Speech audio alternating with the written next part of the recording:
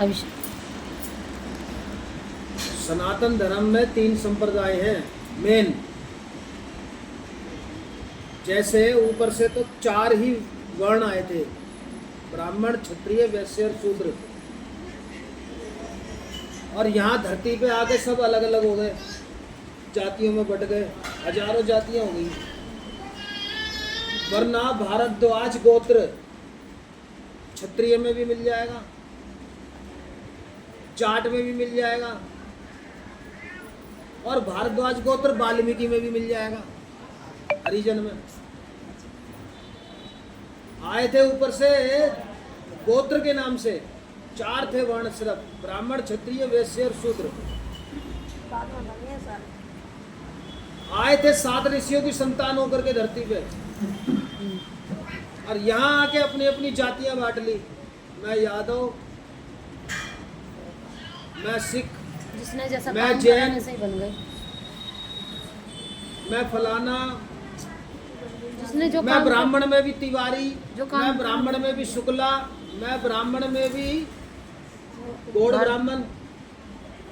और तो सब बढ़ते चीज़ हो चले गए, गया। बढ़ते चले गए हिंदू। और वरना 4 के अलावा 5वां वर्ण था ही नहीं, ब्राह्मण, क्षत्रिय, वैश्य और शूद्र।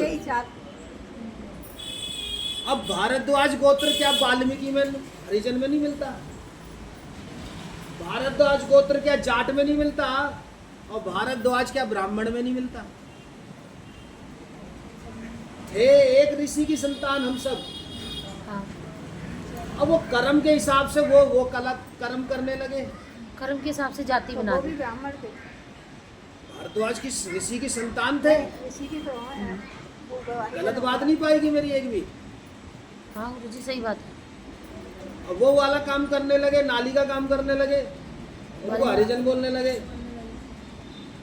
कई जो है वो पूजा पाठ कराने लगे, तो वो अपने आप को ऊंची जाति बोलने लगे।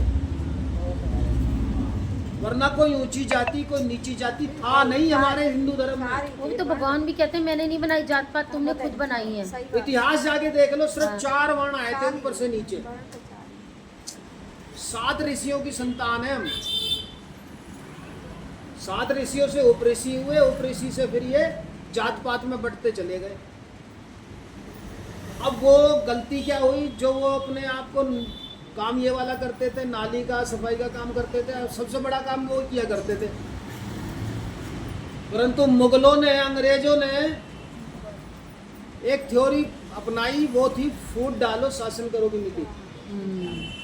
हिंदुओं को जितना हम बांटेंगे उतना इनके ऊपर राज करेंगे। राज करेंगे। यही आजकल विपक्षी पार्टियां कर रही हैं। सही बात है गुरु जी, बिल्कुल। अगर आपको एक करने की कोई पार्टी बात करेगी तो विपक्षी पार्टियां कहेंगी जात पात के नाम पर जो है बांट। इनको बांट दो, और हमारा एक मुश्त वोट वहां से तो आएगा ही। वो लोग तो एक मुश्त देंगे, और यहाँ से आएगा वो क्योंकि उनके में भी जातियां हैं, ऐसी बात नहीं है, जातियों की भी जातियां हैं उनको में। पर उन्हें पता है कि वहां से एक मुश्त वोट मिलेगा। हिंदुओं को बांट दो, किसी को आरक्षण के नाम पे, किसी को फ्री के नाम पे, लालच में बांट। और किसी को ऊंच और नीच के नाम पे, किसी को भीम आर्मी मीम आर्मी के नाम पे बांट दो इन्हें, तो हमारा एक मुश्त वोट हो जाएगा वो। और ये जो बट के आएंगे उससे हम देश पे राज करेंगे, फिर देश को लूटेंगे। बिल्कुल सही बात। हम हिंदू हाँ। पागल हैं। हम हिंदुओं के अकल में ये नहीं आती कि ये साजिश क्या चल रही है। तो कुल 4 वर्ण आए थे, और उन 4 वर्णों में भी 3 के भगत थे हिंदू। एक था वैष्णव संप्रदाय, दूसरा था शैव संप्रदाय जो शिव जी की पूजा करते हैं,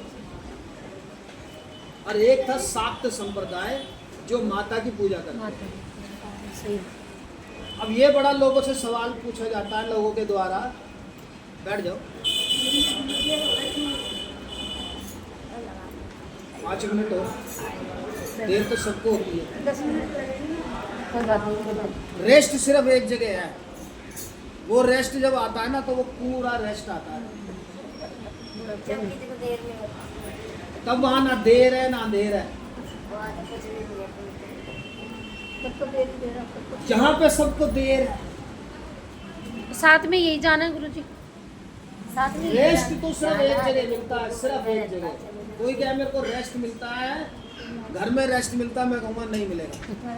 दिमाग चलता रहेगा, इधर ये पढ़ाओ वो पढ़ाओ। अगर वो घर में भी बैठा है तो उसके खुराफात चमेगी, अरे दरबार में चलना है। हाँ। दरबार में आ गए, अरे अरे घर घर में बच्ची आ गई होगी, बच्ची की बच्ची संभाल ली।